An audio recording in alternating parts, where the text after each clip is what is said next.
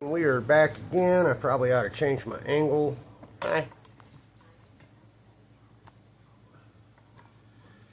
And I got that set up, and once your duct bill right here, either over your valve stem or 180, depending on what kind of sensors your tires may or may not have. If you just got a valve stem, not one of those stupid TPMS sensors, and yeah, over here, some of your early model Fords with the TPMS sensor had a band sensor, and it was 180. So you got to be mindful of that, guys, when breaking down tires, whether you're doing it with a hammer or an old Coach 1010 or this modern room clean up here.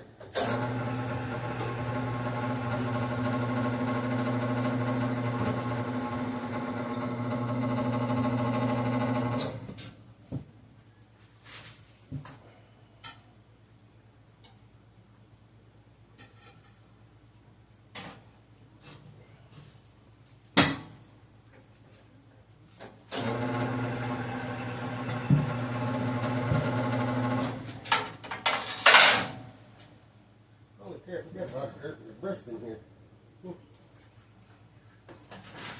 Alright guys, and that's how easy it is to use one of the modern room clean tire machines.